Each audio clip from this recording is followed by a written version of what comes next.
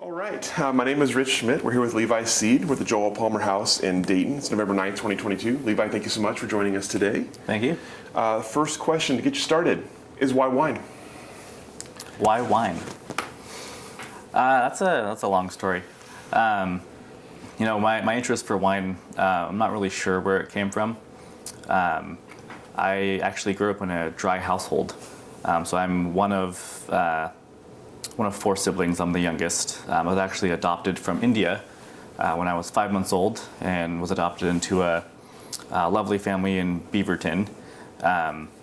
My parents had a 5-year-old daughter at the time, my sister Heidi, who I'm very, very close with.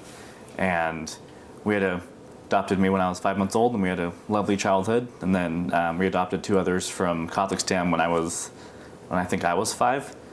They came into our house around 6 and 7 years old. So we grew up in a pretty large family for being young. Mm-hmm. But my parents were never really into drinking at the time anyway. We never had ciders or beers or whatevers. We never had like a wine cellar. My mom would occasionally go out for a cocktail with her work friends or something, but it wasn't like, oh, we're going to crack open something to drink with dinner.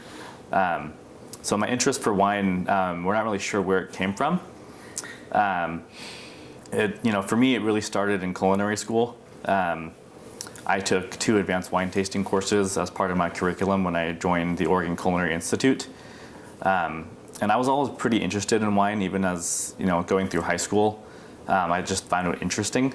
I was always about learning and creating new paths for myself. And one of the things working as a chef, you become very well versed with ingredients and cooking cuisines and styles and all these different things.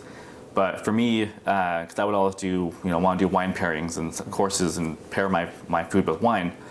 But going into like a wine store and looking at a wine wall was for me like going into a advanced calculus like college course. And you see the movies. You go to like one of those, walk into a lecture hall and it's a big whiteboard with a bunch of numbers and squiggles. And you're like, okay, cool, this is math, but I have no idea what it means.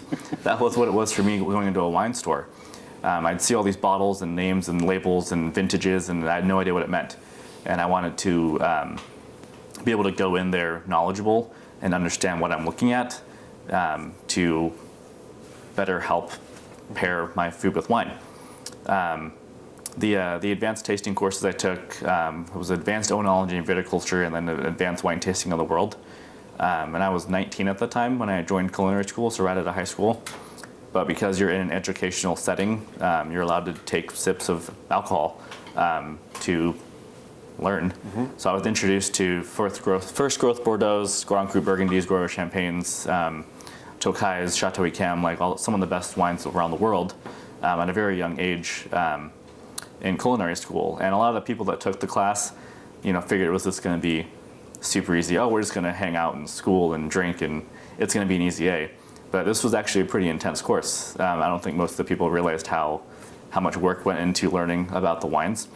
And I kind of fell in love with the craft. Mm-hmm. My instructor at the time, his name was Raul Gonzalez, and he was also a former student for Oregon Culinary Institute, was also a somm, and I kind of became his protege. I don't really like, calling myself a teacher's pet, but I definitely was in that class.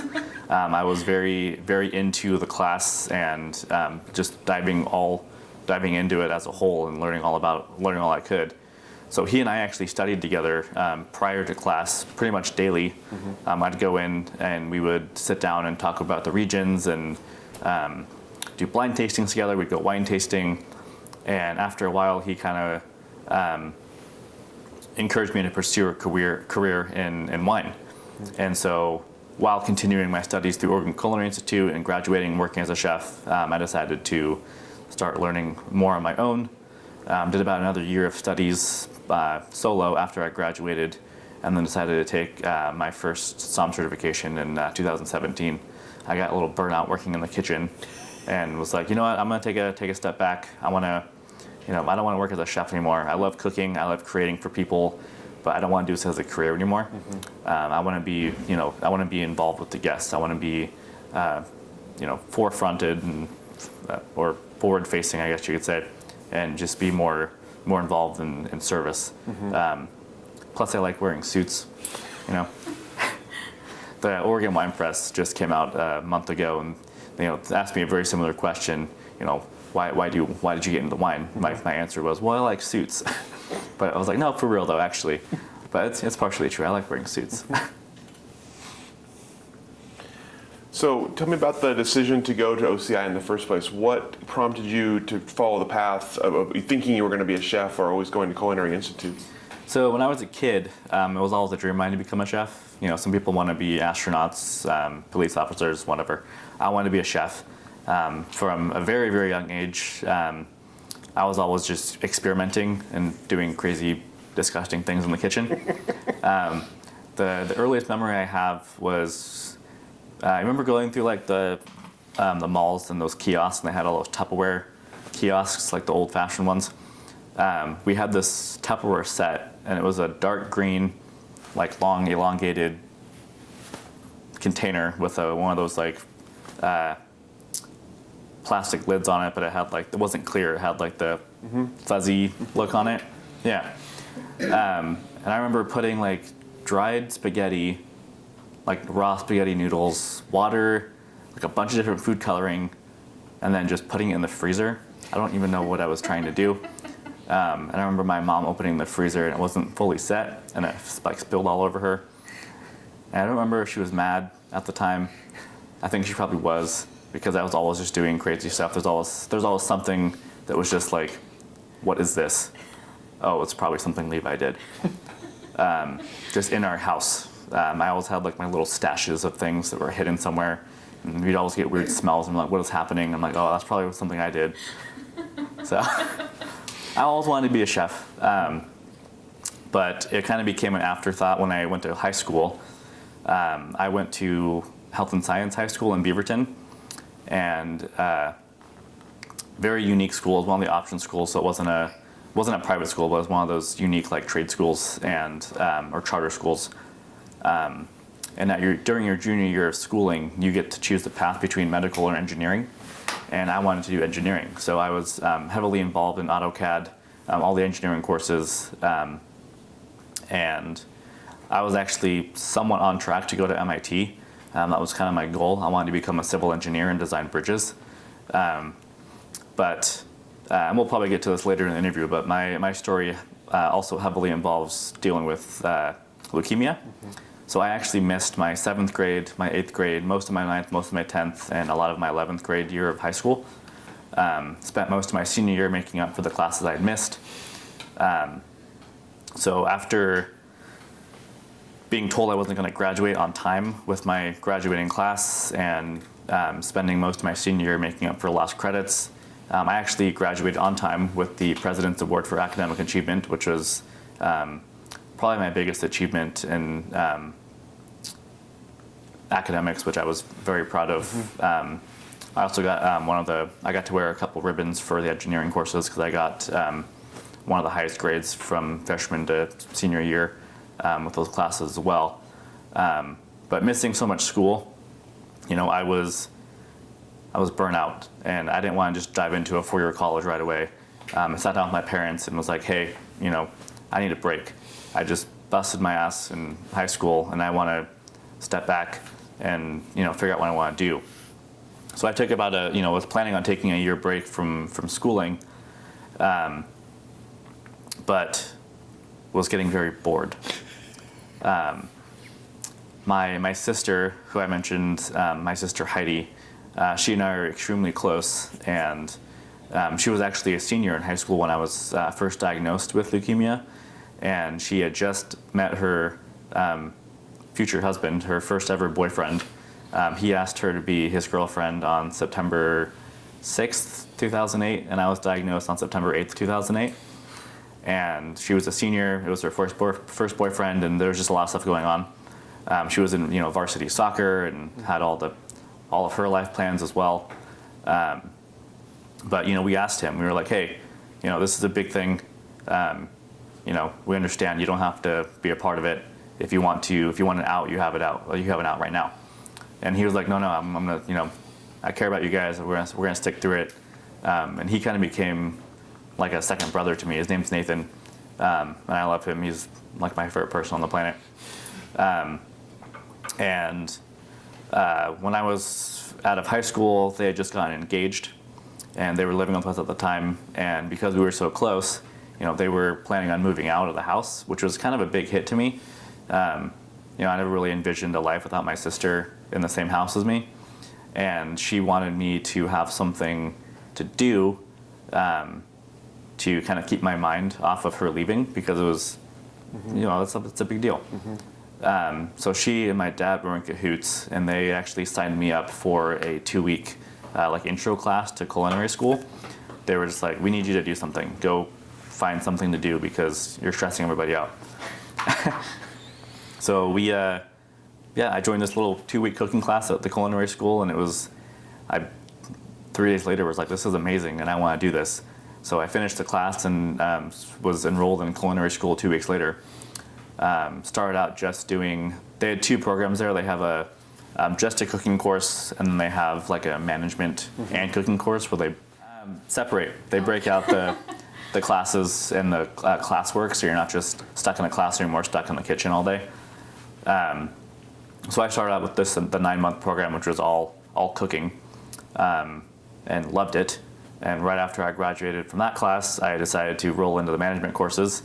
But because I'd already done all the cooking stuff, at this point it was just management classes. So that was about a 2-year program, and I was just stuck in the classroom. And that's where I was introduced to the wine courses, and kind of became a passion for me there. Okay, so we're going to pick it back up there in a second, but obviously you mentioned childhood leukemia, a big part of your upbringing and your life. So tell me about that portion of your life, and you obviously already mentioned how it sort of changed your idea for the future. What else sort of did you take away? What were the biggest sort of parts of that for what became the rest of your life? Now, that's also a very long story. I've talked about my journey with cancer in multiple different outlets, but I haven't yet come up with a way to condense it. But I'm just going to kind of start from the beginning, I guess, then with it. So September 8th, 2008, I was diagnosed with acute lymphoblastic leukemia. I was just finishing 6th grade and was moving into the 7th grade of middle school. And my dad and I had always taken a yearly camping trip together about a week before school started, just to kind of have some fun. And being 12 years old, you running, throwing rocks, getting all dirty and wet, and running up hills and all these things that throwing sticks into fires and all the stuff. But this camping trip, I was just out of energy, didn't want to do anything, just want to sleep in the tent all day. And back portion of this, I was also heavily involved in martial arts at the time. And I was on track for my first degree black belt. But I kept having back pains, and kept just getting really burnt out and fatigued.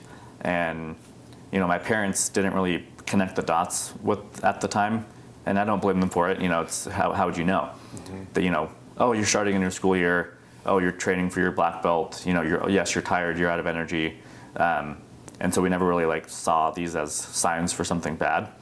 But during this camping trip, I woke up one morning with red dots all over my chest and all up my neck. It was called the petechiae rash, and it's actually your internal blood vessels popping. And so we ended up calling the emergency room that night, and the nurse on the phone was like, yeah, I think you should probably pack a bag. She probably knew what was going on, but she's not at liberty to tell you that you're over the phone that you have leukemia. So we were rushed to St. Vincent, and I was diagnosed a couple hours later. Was rushed to Legacy Emmanuel, and that's kind of started my whole journey there. Like I mentioned earlier, I missed my entire 7th grade middle school year, most of my 8th grade year, a lot of my 9th grade year. But it was very life-changing, being 12 years old and not knowing if you're going to have a life was kind of hard to deal with. when I was told that I had leukemia, I was like, okay, cool. Like I don't know what that means. But you hear things as a kid and they register in your brain. And the doctor was telling me and my dad that I was going to lose my hair. And I was like, lose my hair? What? I thought I had leukemia. Like, what does that mean? And I was like, wait, I thought people with cancer lose their hair. And the doctor's like, yes, you have cancer. And that's when it kind of hit me. And I was like, oh. And I kind of shut down for a little bit. I kicked my parents out of the room, didn't talk to doctors, didn't talk to social workers. The only person I talked to was my sister, because I just was processing a whole lot. And, going through chemotherapy was a whole journey of itself. I almost died 2 times. One, I was about probably weeks away from not making it if they hadn't caught it in time. But it was in remission within a week, which was very, very good. But I had a couple severe allergic reactions to some of the chemo meds. One of them was on Thanksgiving. I spent Thanksgiving in the ICU one evening, or 1 year. And, had to have lots of different back pokes and deep muscle leg shots and all the side effects from chemotherapy, stress your body out. And there's all these weird things that, only you can't really explain to people how they feel. But that's kind of where my early adolescence was when I was in high school. Most of my friends didn't really know about it. I didn't want to talk about it too much. The people that did know, were always there to help and everything. And I'm going to beeline back to martial arts. I had to stop my training, obviously. I was 1 belt away from getting my black belt. And decided, it's probably not a good idea to keep training because I can't. But my martial arts school was also a huge support to our family, and they did multiple fundraisers as well to help with medical bills and everything. And we'll touch base on that later because that's also another long story. Normal is an interesting word to use when it comes to cancer. There is no normal anymore, and I've spent a lot of years trying to verbalize what that means, and it's hard to describe to someone that hasn't had it because it's not something that everyone understands. But there is no normal anymore. Your normal is cancer at the time, and then you never go back to what you were before because everything's changed. Your outlook on life has changed. Your body's changed. Your mindset has changed. So your new normal is just moving forward. Because I was pretty young, I was 12, but I was on the older age for leukemia, and I was heavily involved in Make-A-Wish, the Children's Cancer Association, Leukemia Lymphoma Society, all these big name fundraising companies and organizations. I was used quite a bit as their poster child, so I was always doing interviews to help create funding. I'm still very heavily involved in them now. I actually operate on the 2 largest board of directors for the Portland area. I'm on the executive board for the Children's Cancer Therapy and Development Institute, so I use food, wine, and education as a way to create funding for children's cancer. Currently I have 6 different wineries involved on creating private labels where all the proceeds are donated to creating funds for childhood cancer awareness. Working as a chef, I did CCTDI, Children's Cancer Therapy Development Institute, their first ever fundraiser. And we ended up raising almost $50,000 for a 4-course meal with wine pairings that I had done. I've also done dinners for the Sam Day Foundation, which is a huge gala that happens, and that's like a paddle raise auction, and I got auctioned off yearly to do a dinner for them.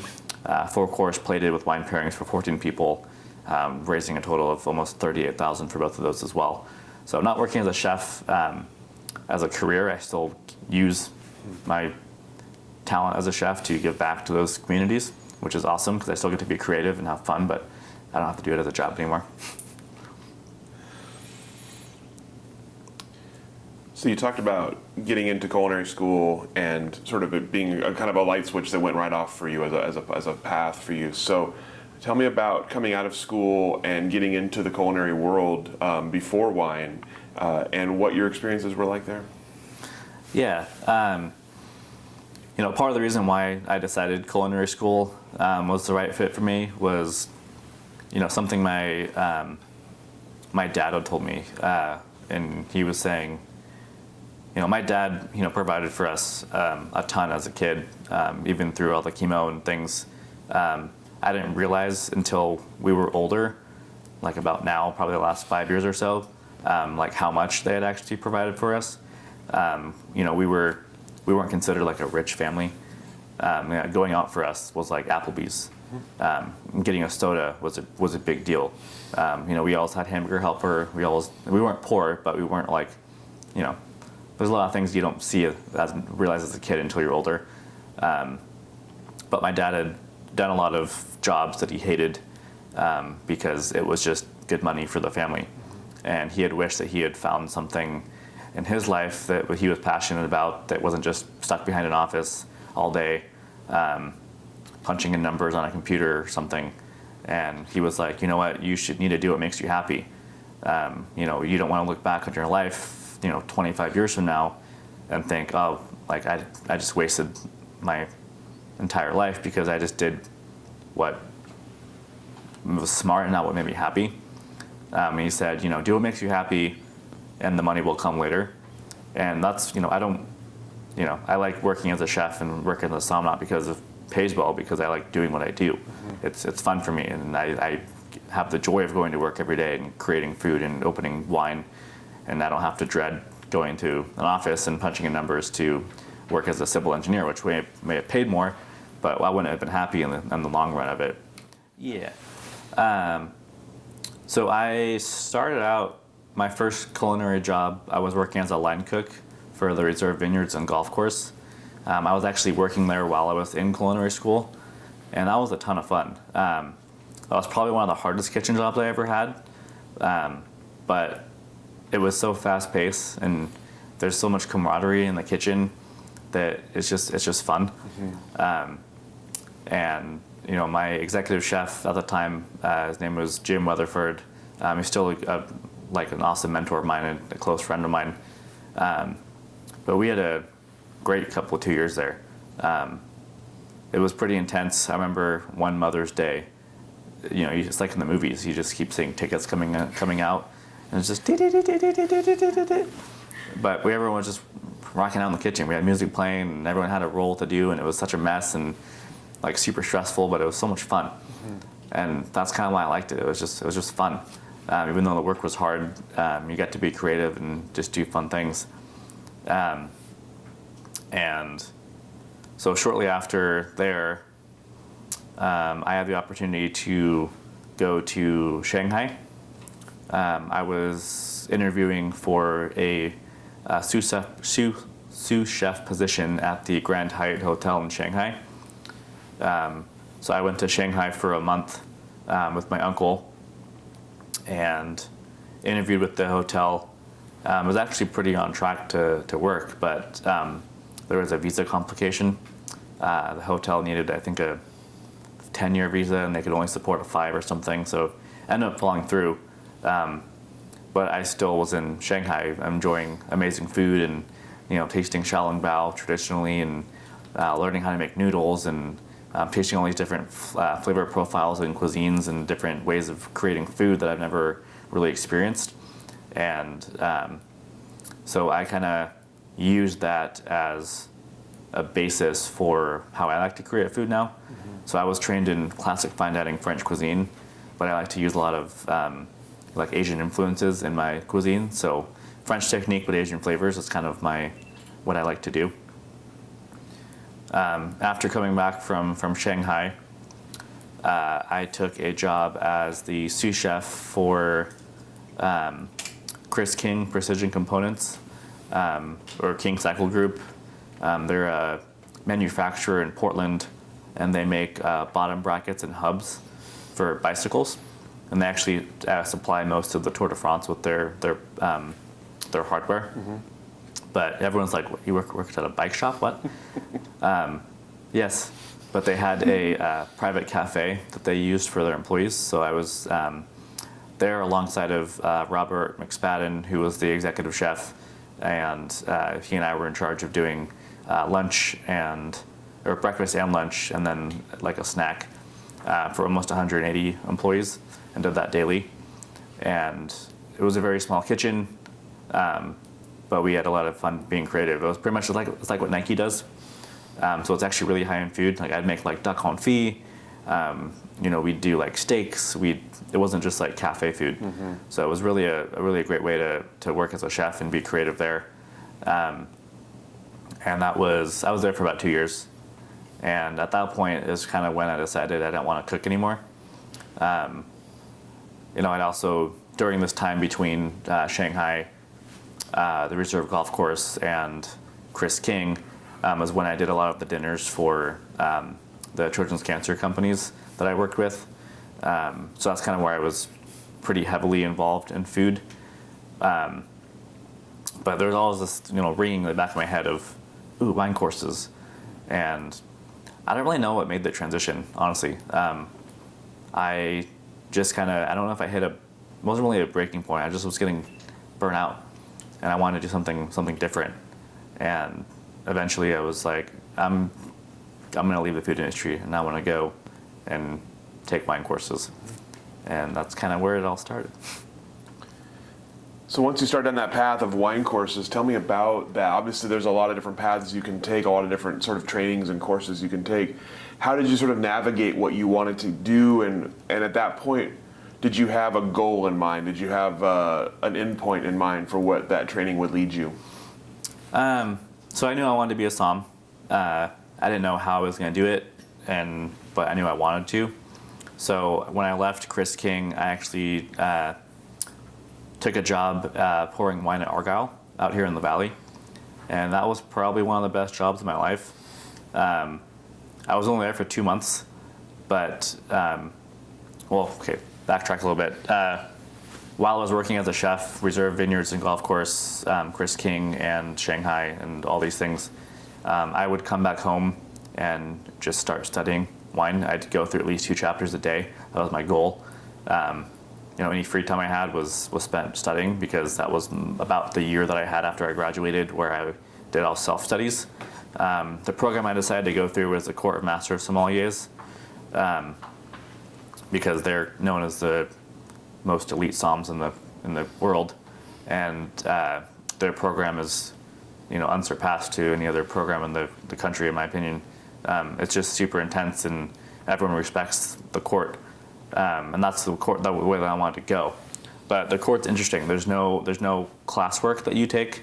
It's different than WSET. There's no like college courses. You don't have an instructor. You don't have someone that's holding your hand along the way. You essentially just study your butt off until you feel like you're ready to approach the court and take your exam. And so you just have to learn as much as you can, blind taste, learn regions, study service, and eventually just see if you pass or not. So it was a lot of just work. I mean, they also have study guides, of course, of like, here's what you should possibly know, but it doesn't mean they're going to ask you that on the test or anything. But when I was working at Argyle, that's when I decided to go take my exams. And I was pretty much ready to take them at 20 years old, but I wasn't. You can't take the class until you're 21. So it was just a waiting game. But decided to, when I was at Argyle, to go and take my exams. So I left there, went to Reno to take my exams. It was a 2-day class, and came back, and it was kind of interesting. As soon as I got back, I started getting like more and more offers from different restaurants and companies to just keep moving forward. Mm-hmm. And I was only at Argyle for 2 months before I left there. Had the opportunity to open up a brand new hotel in Portland, the Canopy by Hilton, so I was part of their opening team. But Argyle was like probably my funnest job I ever had. I had a lot of friends that had worked there that I'd met while I was there, and it was a crazy busy summer, and it was just popping bubbles and pouring and just going, and it was constant go mode, and it was intense and fast paced, but I loved it, and it was fun. but it was time to move on. So I took the job as the dining room supervisor for Canopy by Hilton, and worked there for about 6 months or so, helped develop the program there, and then got another better offer. And left there and went to go open another restaurant in Milwaukee. It's called Riverview, and it was a $17 million estate that I helped develop the bar and beverage program for. Designed their wine cellar, their cocktail program, their wines by the glass, their non-alcoholic beverage program, and I was also in charge of staff education for the 3 locations I had as well. Was there for close to a year, and then that restaurant went through a lot of changes.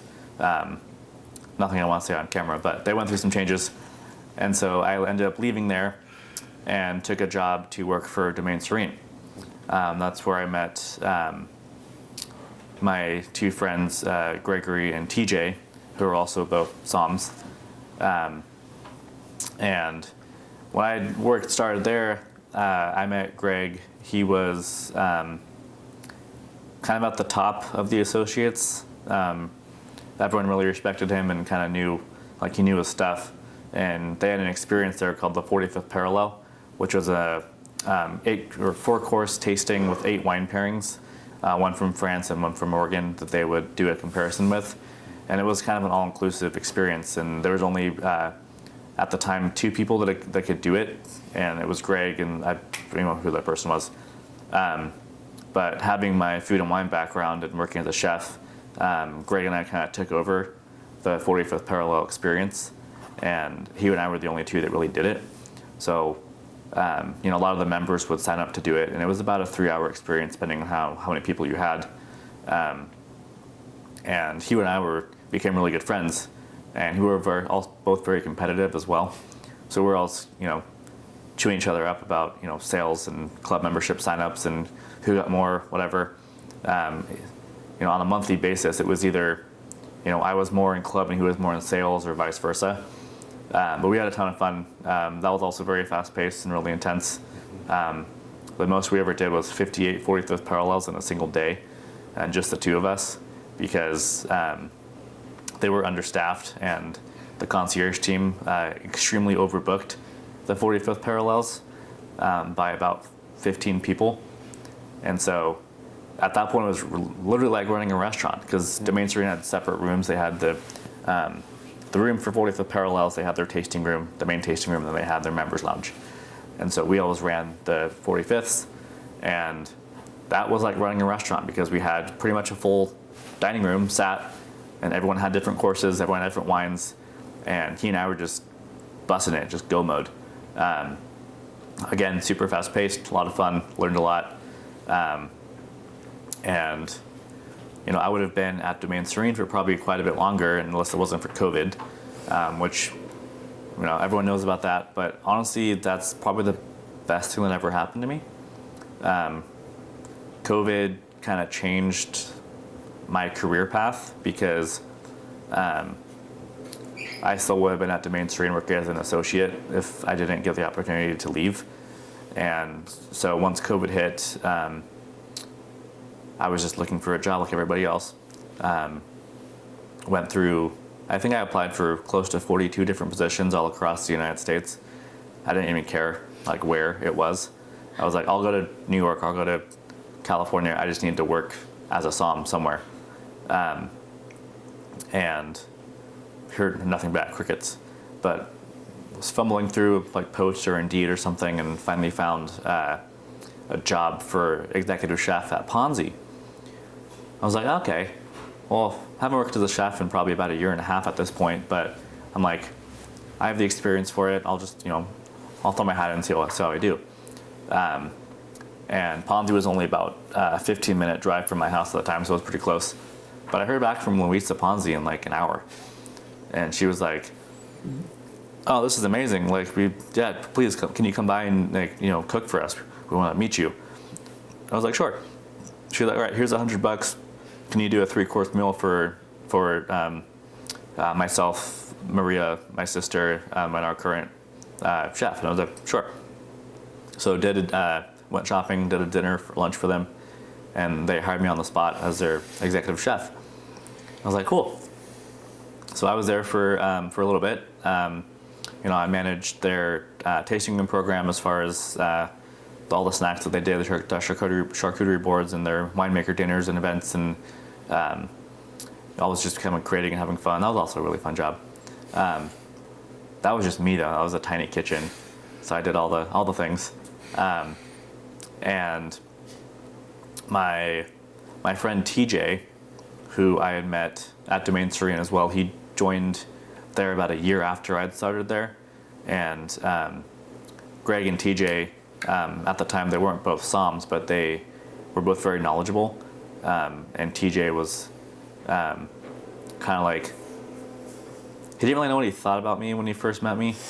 I know Greg didn't like me because he told me like 4 years later that he didn't like me when I started, because he was like, who's this kid that knows everything? But we became really good friends. And he's also competitive, so. But I remember my first interaction with TJ. He came into the tasting room, and TJ's obsessed with coffee. Like, he's to coffee what I am to wine. He just loves coffee. And all coffees have their own flavor profiles, their own tasting aromas, and all. It's very much like wine tasting. And he comes into the tasting room, and at that point we had probably 40 associates working for Domaine Serene. The summers were insane, and so they had a lot of staff. So there's all those new people coming in and out of the room, their tasting room. But TJ comes in and he's drinking coffee, and I was like, from across the room, I could smell it. And I knew it was Ethiopian coffee because it smelled like blueberries. It's a very like common nose for Ethiopian coffee. And I'm like, is that coffee? He's like, yeah. I'm like, is it Ethiopian? He's like, yeah. I'm like, oh, cool.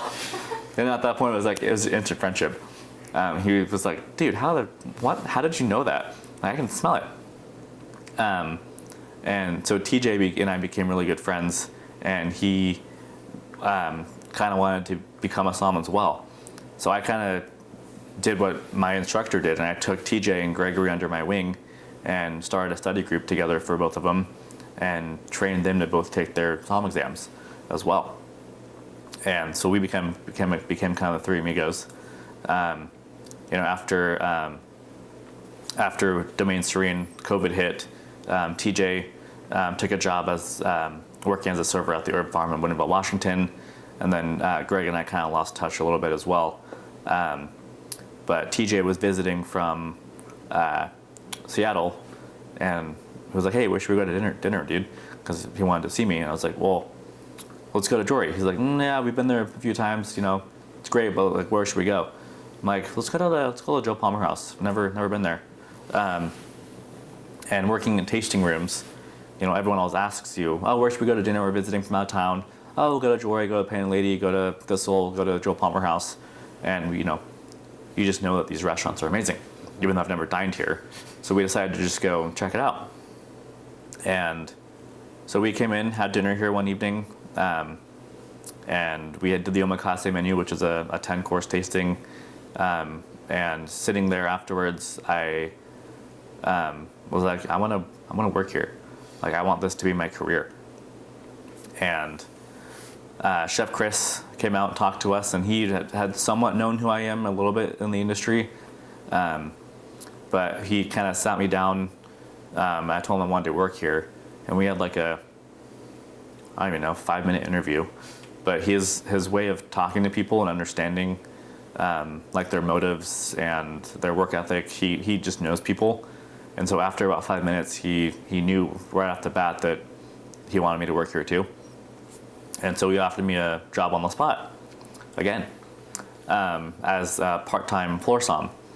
And I accepted it, but I was still working as the executive chef at Ponzi because it was harvest season, and they had 33 people working harvest that I was in charge of making lunches for daily. And if I just left, then they would have no one to cook for them. And so I was like, yes, I'll work here, but I also have to continue this. Once harvest is done, I'll come work full time for Palmer House. So I was working as the executive chef at Ponzi from about 6 a.m. to 1 p.m. doing lunches, and then beelining it to Dayton from about 2 o'clock to midnight or 2 a.m. depending on how long guests were here. Did that for about 6 months. I kept trying to quit Ponzi, and they kept giving me more money and telling me to stay, and that was a pretty intense 6 months or so. A lot of fun still, but again, I was getting burnt out, and I was, I don't want to work as a chef anymore. That's why I left this industry, because I'm like, I don't want to do this anymore. So eventually, I had to cut the ties with Ponzi, and decided to continue working here full time. Was here for not too long before the second COVID wave hit, and we were closed for 6 months. We closed on November 22nd, and then reopened on March 9th, 2019. No, 2019. 2021. 2021. Was it 2021? Wow. I get the years confused. Lots have changed. But came back to Joel Palmer House with pretty much a brand new crew. A lot of the staff that had worked here had gone to other places, and I kind of helped Chris build the restaurant again from the ground up as their lead som and dining room manager. So I got promoted when I came back, and helped kind of take over and oversee the wine program, the staff trainings, the dining room itself. And this has been probably the best job I've ever had, and I'll be here for the next 10 to 15 years. But not having a floor som anymore, because that was my position, I tracked down my buddy Greg, and because I was like, I need another som. But I didn't know a lot of soms in the Valley, but I knew that he was still here, and I knew that I had trained him and taught him a lot, and knew that he knew almost everything I knew. And I teach him all my secrets, of course. But so found him and brought him on as the floor som, and he's been here just over 2 years as well. And now I am. Amazing. So I'm curious about going back to all of your som training, and exams, and then working as a som. Tell me what you feel your role is. What is the som's role in a restaurant like this, and how do you approach it? That's a good question. Our restaurant is very different than most restaurants operate for soms. For one, there's not a lot of restaurants in the Valley that even have more than one som. Usually you just have a beverage director and a couple people that help pour wine.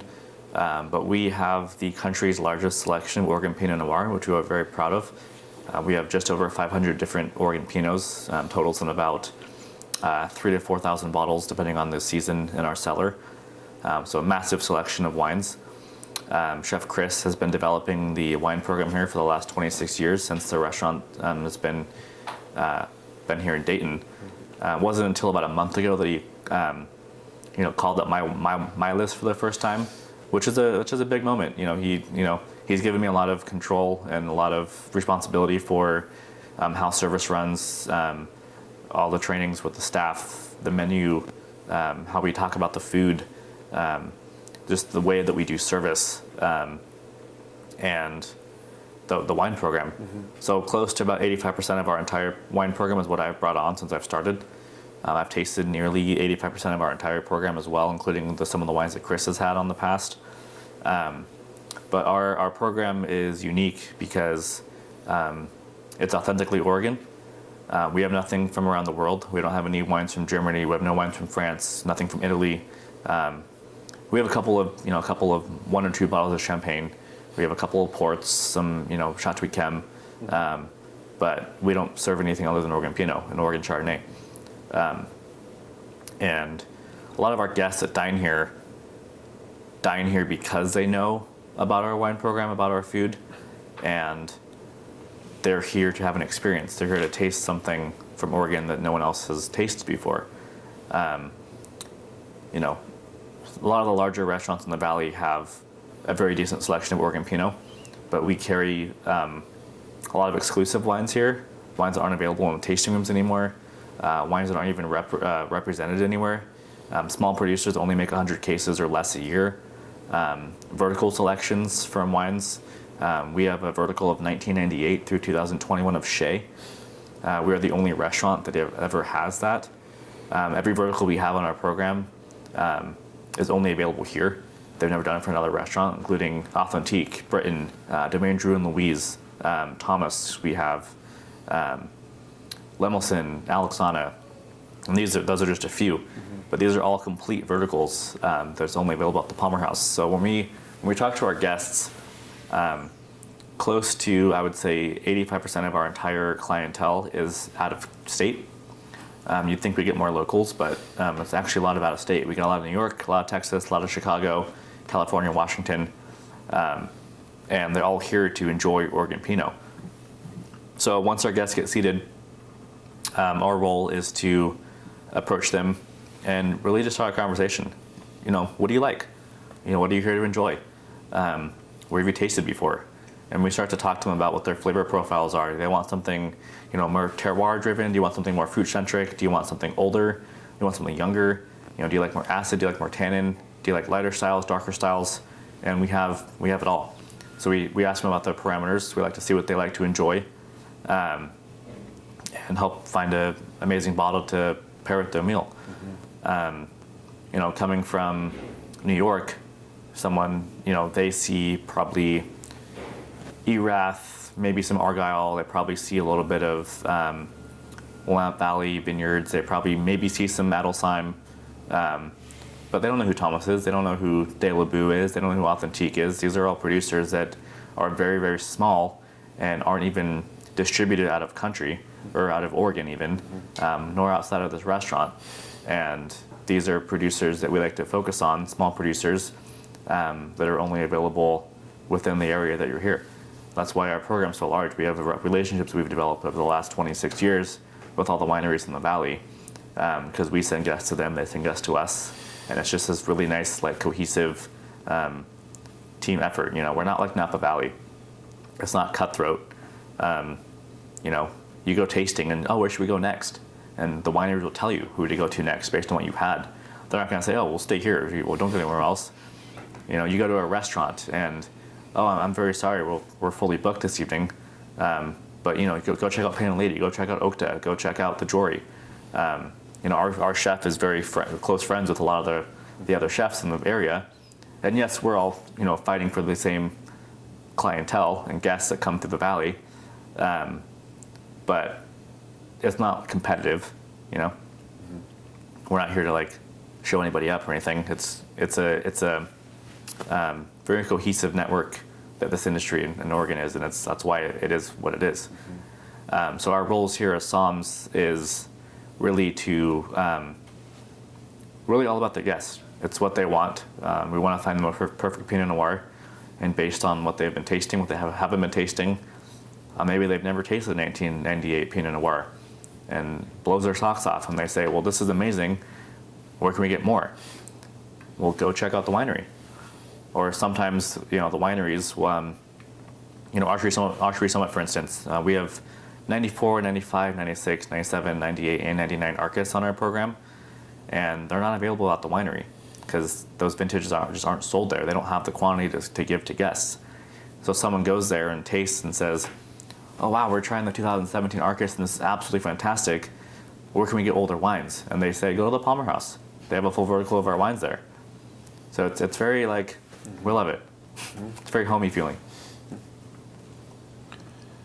So building a list like that or curating a list like that, tell me about how you approach something like that where you are tasting all of these wines. What are you looking for to add to a portfolio? How do you sort of keep it fresh while also keeping it classic, and how do you build those? How do you find new wineries that are out there, new producers that are out there? New producers usually find us.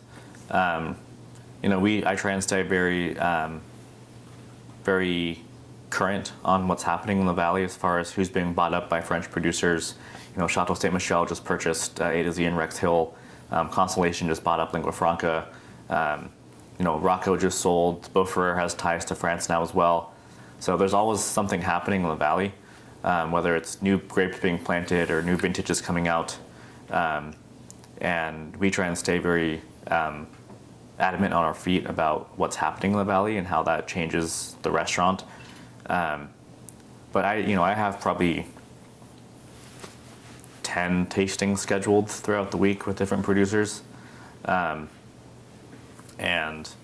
it's hard to get everybody on the program. I would like to if I could, but we're still a small family-run restaurant, and we don't have, millionaires backing our program. So what we bring on is we usually do the bulk of our purchasing in the summertime when we have the guest clientele that's helping fund that. I mean, obviously wines aren't cheap, but we also have some favorites that we continue purchasing on, day in, day out, because these are wines that sell, that guests love. But the older vintages, like the 98s, 99s, we don't carry more than a few bottles at a time.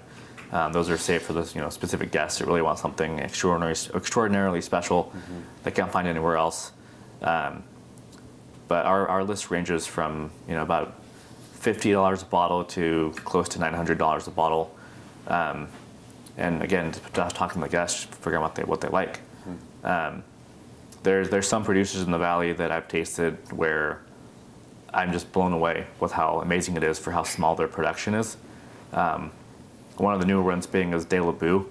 We're actually doing a winemaker dinner with them in April next year, but he makes less than 100 cases a year. It's all Pomard, and he farms himself from the Chehala Mountains. But he came in one day and just poured me some wine, and I was like, "This is absolutely incredible." So I'm gonna buy your entire portfolio and bring it on the program. There's also some wineries, so I'm not going to mention obviously, but they'll come in and they'll taste for us, and I'm like, okay, this is these are good, but these aren't really going to fit our program. And that's a hard thing to say to someone. I don't really like telling wineries no, because they go through all the effort to come out and do a tasting. But there's 900 wineries now, even probably more than that. There's probably close to 1,000 wineries between here and Portland, and there's wineries that are doing extraordinarily good things, and there's some that are making okay wine, and then there's some where they're just no, which is hard to say. But that's the interesting thing about Oregon, though, is there's no classification system in Oregon yet. We're not like Burgundy. We don't have a cru system. There's no Village, Premier Cru, and Grand Cru wineries here. But that being said, all the producers in the valley, all the somms, all the winemakers know what vineyards are creating quality fruit, and you'll constantly see these wineries purchasing fruit from these wineries or vineyards. I mean, you constantly see wine from Highland, you see wine from Shea, you see wine from Freedom Hill, you see wine from Nissa, Murto Vineyard. These are all Britain. These are all our wines that are being purchased throughout the valley because they're creating one-of-a-kind, high-quality, terroir-driven fruit. So it's interesting. When I'm tasting wines here in the program, what I'm looking for is a few different things. One, obviously just being flavor. It has to smell good. If it doesn't smell good, it tastes good, I don't want to buy it. I'm also looking at the ageability of it. Our cellar's massive, and we have such a huge back inventory and stock of wines. It's amazing. But aging potential is definitely a thing. If there's a wine that we just absolutely love, we'll buy younger vintages of it and hold back. We'll maybe have it on our master wine list as we have 12 bottles available, but only 6 are being sold because we want to hold those 6 for another 10 years. And every year that we hold it, we can charge more for it because we've been cellaring it for you for the last 15 years, and it's been aging in our cellar and getting better. So aging potential is one of them.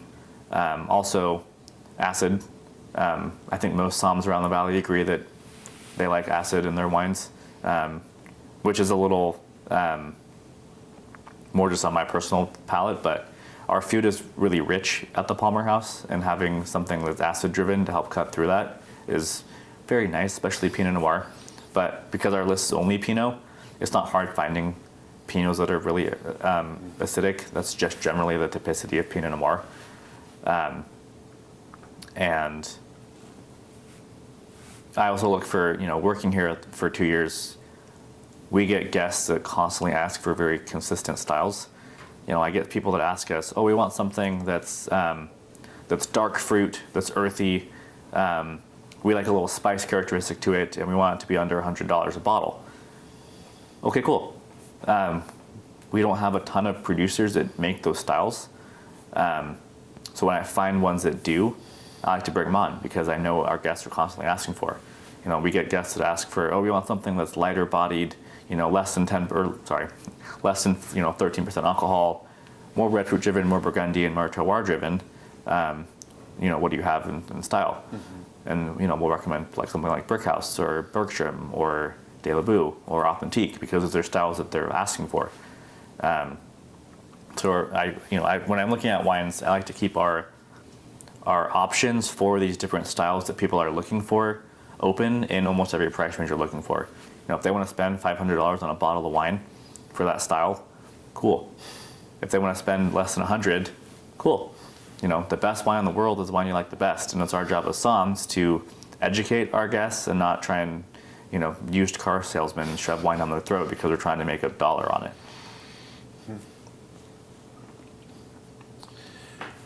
So as you've obviously you're pretty plugged into the Oregon wine industry. So tell me about and your perspective of how wines here have changed since you've been aware of them, and how the last couple of years specifically have sort of impacted the industry.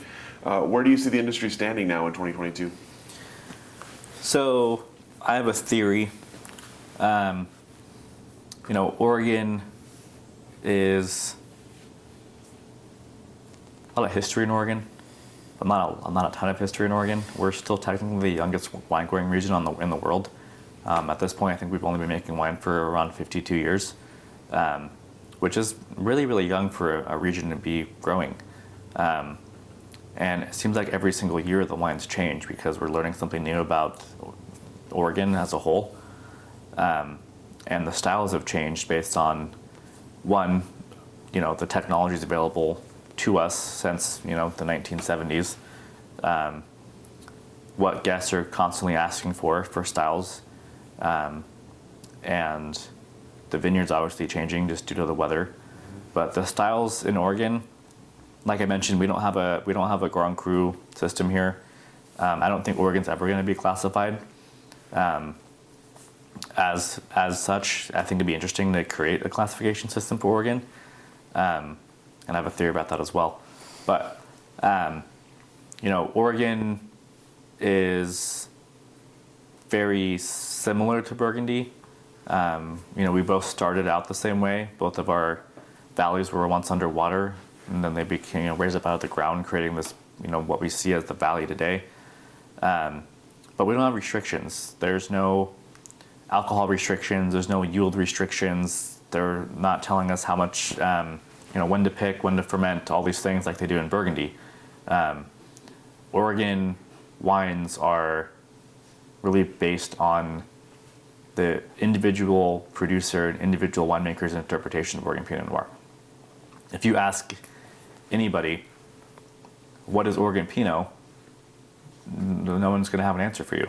They're all going to say something different because Oregon doesn't have a specific style. You ask, what's the typicity of Burgundy? You're like, okay, high acid, red fruit, funky Burgundy, and it's got petrichor and, bramble and rotting soil and, sometimes a little pooey. But that's the style. That's what people like. You ask people what the Oregon style is, and there's no answer. Is it red fruit? Is it black fruit? Is it, lighter body, darker? Is it high alcohol, medium alcohol, low alcohol? There's no style. It really is based on the producer. Mm-hmm. The interesting thing about it is, wineries or vineyards like Shea that have been here since the early 80s that sell most of their fruit. I think at this point they sell it to about 24 different producers. Every producer that purchases Shea makes a different style of Shea based on their own representation of what they think Shea should be tasting like, including Shea themselves. So, if you did a vertical of Shea, if you tasted, Shea Winery, Shea Vineyard, Bergstrom Shea, Penerash Shea, Kenwright Shea, 00 Shea, these are all going to taste very different because every winemaker makes their wines differently. 00 is lighter bodied, more red fruit driven, aged in amphora. Bergstrom is more Burgundy and lighter bodied, less alcohol, and more terroir centric. And then you have Kenwright that makes a more extracted style, a little bit darker, a little more oak treatment to them. Then you have Shea that makes their own wines. They do like a more rapper side of picking, 40% New French oak, a little. They're all just very different. So Oregon is very interesting when it comes to talking about the wines here in the valley. As far as the last couple years have been, we've been seeing a more Burgundian approach, in my opinion, to how the valley's been changing. A lot of wineries are taking more approach into creating high quality fruit versus more manipulation in the winery. What are we at the heart of winemaking? We're agriculturalists and we're chemists. You can't have good wine without good fruit, and you can't make good wine without from that good fruit without understanding the concept behind making wine and the chemistry behind it. So it's a nice balance between that. But I feel like I've been seeing lots more producers pulling back the use of new French oak, pulling back on the manipulation in the winery, and just letting the wine naturally ferment and just show for itself, and let the grapes speak, essentially. Which is a more pure style of making wine, in my opinion. Pinot is a really delicate, thin-skinned, finicky grape, and the less influence you have on it, I think it creates a much higher quality wine. Now that being said, there's still some producers that make extraordinary Pinots that have more oak content, and they're doing all these really awesome things, which is great. But we've been seeing a more Burgundian approach, in my opinion, especially with all the French influences in the valley now. I mean, we just had Bollinger bought up Ponzi. I just mentioned Beaufort has French ties. 00 has French ties now. All these, you're seeing a lot more European influence on the Oregon wineries. The last couple of years being pretty interesting, a little bit hotter than normal, and not to mention the fires in 2020, which was a hit to Oregon as a whole. There's a fine line between letting the wines speak for themselves, because that's just the terroir that it was for that year. One of my favorite producers is Nick Keeler with Authentique, and we have a full vertical of his wines 2011 through 2021. And his approach to winemaking is he wants the vintages to show for what the vintages are, because that's what makes wine unique. There's producers that do recipes. They try and make the wine taste the same every single year. Doesn't matter what the vintage is, but that's their style. That's cool. But being a more pure style, you want the acid to show in 2011 because that was such a cold vintage. 2012 was the Goldilocks year. You want that wine to show for itself. 2013 was extremely wet and a little bit waterlogged, and the wine's a little bit lighter and a little more green. That's what they want to show because that was 2011. 14 was super hot and jammy and dark and extracted, and that's what the wine should show. 16 was super hot and tannic, and that's what the wine should show. 20 was smoky, it was a lot of fire. But do we want to represent that in the vintage? Technically smoke taint is a fault in a wine. So a lot of producers didn't declare vintages in 2020 because they just didn't want to serve the wines. But some producers are still making 2020s because that's what the vintage represents. 2022, the year we're in now, and 21 actually, were fantastic vintages. 2021, I've been told, was, from all the winemaker friends of mine, was nearly as good, if not better, than 2012. It's one of the best vintages on record that we've ever had. Amazing yields, great quality fruit, almost no complications in the vineyards, anything like that. This current year, 2022, we got hit pretty hard with frost in the beginning, but that's not necessarily a bad thing. Yes, we saw about a 30% loss through the entire valley, but with how hot it's been the last couple years, we've been picking grapes and harvesting in August and September. That's so freaking early for picking Pinot Noir. Like, where's the hang time? We want these wines to sit on the vines as long as possible to develop, fruit and concentration. And having a frost this year, we actually pushed back bud break, another month or so. And it helped us have a longer hang time on the grapes, because now we're actually harvesting in October this year, which is crazy. I don't think we've harvested in October in, I don't know, 5 years since I've been in the valley. Working as a sommelier, it's just like 2022 is also an incredible vintage. It's all I've been told is it's amazing fruit, and it's going to make some amazing wines, and they're pretty concentrated. And we had a little bit, less yield for sure, but the wines are going to be amazing. So with all that said, and obviously you have a very nice sort of backdated memory of all those vintages from all the wines you've tasted. Where do we go next? What does the future hold for Oregon wine? All of the changes, as you've said, all the people buying in, all the money here, all the influence here. What comes next for the Oregon wine industry? You know, I haven't thought too much about that, actually. I'm kind of a day-by-day person.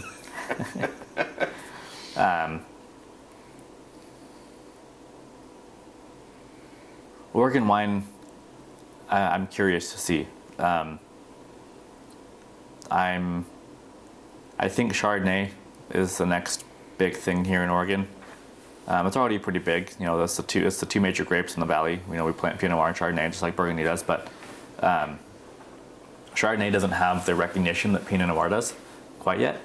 And there's a lot of producers out there that are trying to make that so. You know, I don't want Oregon to turn into Napa. I think it's moving towards that, unfortunately, with all the producers and all the money coming into the valley and people being bought up and sold. And you know, what's interesting is we're starting to see a lot of the like original, like namesake winemakers in the valley starting to retire or sell or give their properties to their sons or daughters or whatever. So we're seeing a new generation of winemaking. So we're moving out of like the generation of that started the Oregon industry into more of the generation that's going to continue to grow the Oregon industry. We're starting to see younger and younger winemakers, you know, younger somms, and it's a new era for wine. And we all have different ideas, different approaches, and different technologies coming into the valley that their parents didn't have, new ideas that they didn't have, and it's interesting. I don't really know if I have an answer for that yet, for what Oregon's going to look like in the next couple of years. I'm hoping it's going to be good, but I wouldn't be surprised if we start seeing some other grapes being planted more widely throughout here, because it's getting hotter every single year. You know, it wasn't as hot as 2016, but it is still getting warmer. You know, I wouldn't even be surprised to start seeing Nebbiolo pop up more in the valley. You know, maybe some even more Syrahs and Cabs and things like that. There's already a few producers that produce Nebbiolo. Cameron makes Nebbiolo. I know Luisa Ponte just planted Nebbiolo as well. Montanore makes Nebbiolo. And I don't know, I think it could be the next new thing. I'm worried about Chardonnay. I want it to become big. I'm not a huge fan of Chardonnay myself. I don't seek out Chardonnays, but I understand high quality Chardonnay, and you don't want this much heat for that. You want it to be more, you know, more Burgundian in style, unless that's not what we want. Unless we want it to change and create our own style of Chardonnay, because like I mentioned with Pinot, you know, what's Oregon Pinot? We don't have a style for it yet. I think that could be the new thing for Chardonnay. We don't have a style for it yet. You know, do we want to continue making wines in the, you know, the old-fashioned way like they do in Burgundy, and you know, trying to mimic and create that similar style here, or do we want to continue on and make our own interpretation of what Oregon is? I don't know. A lot could happen. A lot could happen. Is there anything that you kind of said hope for? Is there anything you kind of hope for, or anything you're kind of fearful of coming down in the Oregon wine future? Fearful of? Slightly. You know, you start to see some interesting things happen when you get large corporate companies start purchasing up these small producers that make amazing Pinot. A lot changes when you have a lot more hands in the wine, especially when you have money behind it. At that point, they're not trying to make quality Pinot, they're just trying to make a buck. But I don't know. That's a very interesting question too. What I feel fearful of. I'm just hoping we don't see anything more like 2020. If this is gonna be a normal thing, where we constantly have fires and smoke taint, then maybe that's just the new way of Oregon Pinot. Some of these wines are going to be smoke tainted. It's just the vintage. We can do as much as we can to avoid it, but we also don't want to do it if we don't have to.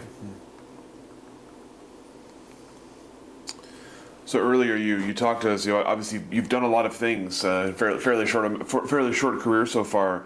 You find yourself here, and this seems to be the place you want to be, as you said, for a good long time. So, what is it about the Palmer House that is that place for you, and what do you see as you look ahead for your future here? So the Palmer House, it feels like my home when I'm here. I've worked with Chef Chris for 2 years now, and worked really closely with him on developing a lot of how the restaurants run.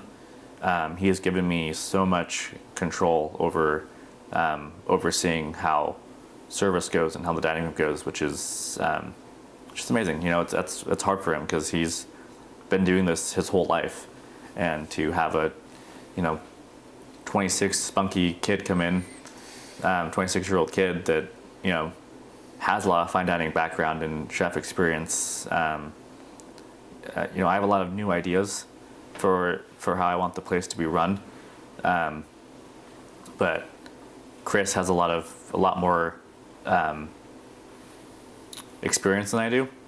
So we're kind of a nice team because I like to bring the new ideas, but he tries to hold me back a little bit because he wants to process them and think about them and make sure it's the right decision.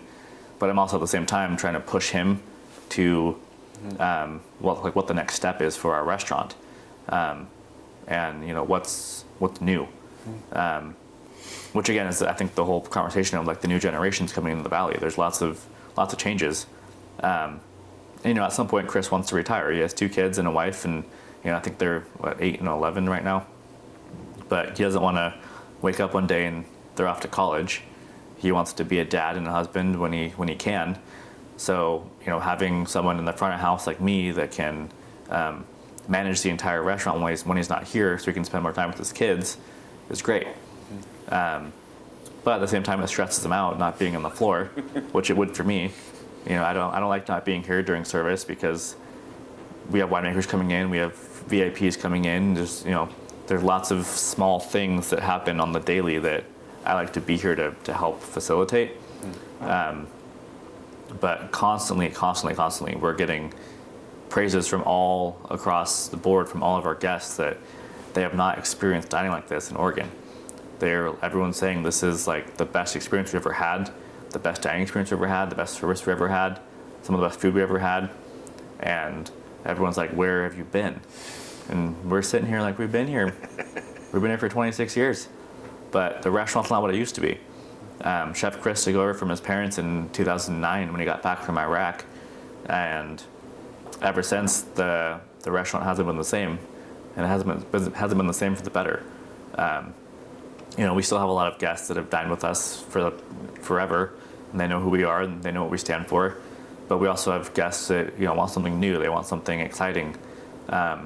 This renovation is brand new. We had our most successful year on record in 2021. We were closed for 3 months because of COVID, understaffed. We dropped our guest head count by about a quarter, maybe even half. But despite that, we actually had our highest grossing year on record. We grossed over $1 million a year. And so we took that and put it back into the restaurant and renovated it from what it used to be into this new space. So new carpeting, new wallpaper, new lighting, audio system, new built-in banquettes, but we still preserved the old feel of this little small town gem in Dayton, Oregon, that's serving some of the most authentic, like true to Oregon cuisine that you can find, with some of the best service in the valley. It's amazing. This restaurant it's incredible, and I've seen it grow so much since I've been here, and I've been really grateful to be a part of helping it grow. We've seen a lot of staff changes here. I've implemented a lot of new things as far as how we run service on a daily. I've never worked in a Michelin restaurant, but I like to think that I run this place like a Michelin restaurant. Every attention to detail is something that no other restaurant is doing. Little things like replacing the napkin when the guest gets up to use the restroom, pushing in their chair. There's all these little things that we do that you don't really think about from a guest standpoint until it goes wrong. And then you're like, oh, well, this was all weird, but if it all goes flawlessly, then you leave having one of the best experiences of your life. And I like being a part of that and helping facilitate that. I have a mantra, I guess you could call it. I remember when I first got hired here, Chris had me, I don't even know what I want to call it, like a statement, I guess, of just like, I'm going to hold you to this kind of thing. It wasn't really a contract. It was just like, I want you to write down like your mission statement, essentially. Mm-hmm. And so I wrote to him, and I continue this every day, but commitment to constant and never-ending improvement to hospitality excellence. That's what I stand for. That's what I teach my team to stand for, and it's always guests first. Whatever makes the guests happy. We're here to create memories. I remember every single food and dining experience I've ever had that just blew my socks off. I know who I was with, what I ate, what the wine was. Some people like to spend their money on cruises or cars or shoes or jewelry, whatever. We have people that dine here like to spend their money on food and wine. They're here for an experience, and we are here to create memories for those guests. And I want them to leave happier than they did when they came in. It's a pretty solid mission statement. Thank you. You brought up earlier the ability through food and wine to sort of to give back. You talk about the childhood cancer and all the things you support. So tell me about moving forward, sort of how you see that playing a role in your life as you go forward in your career. Absolutely. So yes, obviously still children's cancer, and the companies that helped save my life are a huge part of my career. As I mentioned, I've worked with a few different wineries now that create private labels for funding for children's cancer awareness. And I still try to be as heavily involved as I can in these companies. I'm still actively on the board of directors for a few of them. But as much as I love the food and wine culture and the industry, if one of these companies ever offered me a full-time position to come work for them, to maybe it's fundraising, or maybe it's they're opening a restaurant, I don't even know. If they offered me a full-time position to come work to give back to the children's cancer cause, I would probably have to take it. It'd be a really, really hard decision to turn down, to give up everything I've put in here, to leave Chris, but to also do something bigger. I don't know. I don't want to say hopefully it doesn't happen, because that just sounds horrible. But I'll be here for a long time. I've already turned down multiple jobs since I've been here, just because it's the Palmer House. Mm-hmm. I've been here for 2 years, but I feel like it's a part of me now. Mm-hmm. I've given so much to the restaurant that I don't want to leave it, and a lot of the team here I've trained, I've taught, they're like, well, they're not my kids, but because a lot of them are older than me actually, but we're a family. But I do try to be heavily involved in actively giving back as much as I can. Currently the winemakers that are doing projects for GCTDI, Authentique, Alexana, Stoller, and I'm working on currently a private label with Rosanero as well to create, again, funding for children's cancer awareness. And I want it to be big. My goal for the project is I want to have at least 12 wineries fully committed to this so that I can offer a case program where it's like, okay, donate or buy this case of wine. All the proceeds from this case go towards this company, but here you are getting these amazing Pinot Noirs. I'm sure you've probably seen cancer labels and stuff in the past, but it's all garbage wine. No one cares about what's in the bottle. They're all just buying it for a cause. But, I can't be a som and I have amazing wine. So I'm like, no, if I'm going to do this, you got to have amazing wine too. Because, yes, people are going to buy it for a cause, but the wine that you're tasting in that has to be incredible because then you're going to buy more.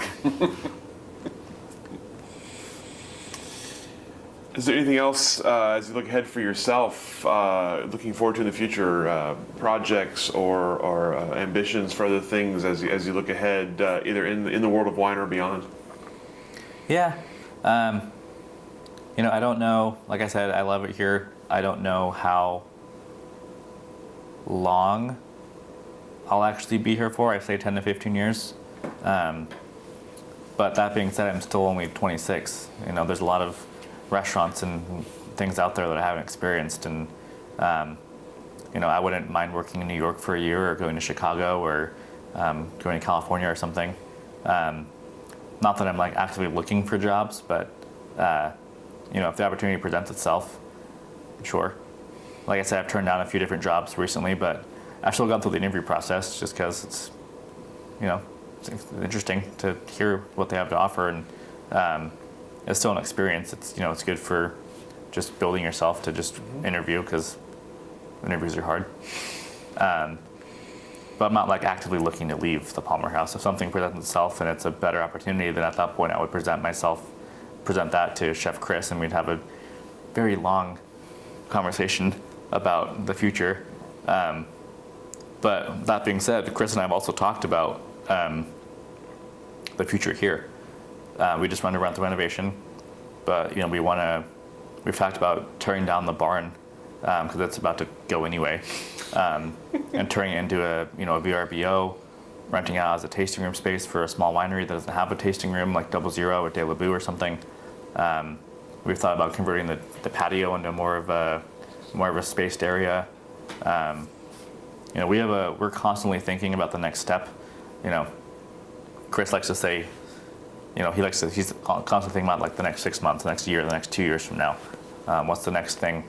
That's why we have the winemaker dinners coming up next season, because January, February, March, April is always slow for us, and Wednesday, Thursdays are just dead, and it's hard to do.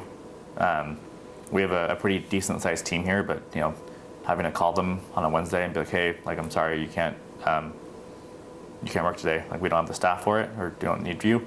It's hard. They have lives too. They have bills to pay, and some of them have kids, and so we started doing this about a year ago, developing these winemaker dinners. So we have not a slow season. So it's every Thursday in February, March, and April. We'll have at least 40 guests in each seat for our slow season. Because Tuesday, Friday, Saturdays are still all our busiest days. So we're not worried about that. But yeah, we're constantly thinking about the next steps here. We just implemented a new menu that we call Tête de Cuvée, which obviously in wine terms, Tête de Cuvée is the best of the best champagne coming from a specific house. In this case, the Joel Palmer House. But it's our Urban Classe menu, but it's our most elevated expression of it.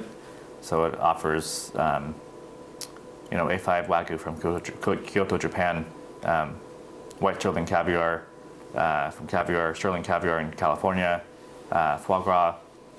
We start everyone off with a glass of bubbles from Lotta Barnett, which is an amazing sparkling producer in the valley. And we implemented that menu about 2 weeks ago. But we're always thinking about what's next.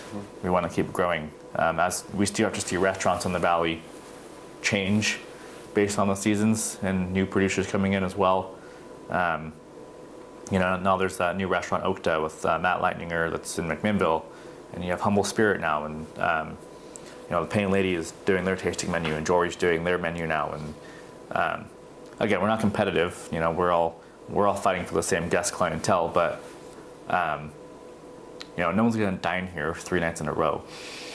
Like someone staying in McMinnville at Okta, or if they are, they have an amazing experience at Okta. Great, we did too. Chef Chris and I and his wife dined there, and it was fantastic. And Matt's such a cool. I love Matt. But they're there at the hotel at the Tributary, and they say, "Hey, we just had dinner here last night. Where should we go?" And they're gonna say, "Oh, go to Joe Palmer House. It's on the way into Dayton. Oh, go check out Jory. Go check out Painted Lady."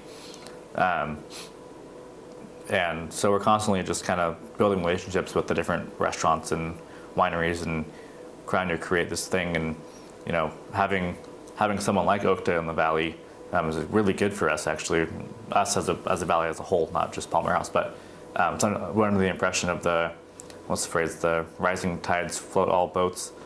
You have someone, former 2 Michelin star chef that's being backed by a $1 billion company, that's putting all their effort into this restaurant. They're bringing in guests from all across the country to come check out this new space, and they're, like I said, they're gonna not eat there 3 days in a row. They're gonna come check out other restaurants and go to different wineries and taste amazing wines. And so we all work for the same cause. Very exciting. All right, that's all the questions that I have for you. Is there anything I didn't ask that I should have? Anything we didn't cover here today that you'd like to cover? I don't think so. Okay, excellent. Yeah. Well, thank you so much for your time, Thank for you. hosting us here today and telling us all your story so far. And go ahead and let you off the hook. Cool. Thank you so much. That was fun.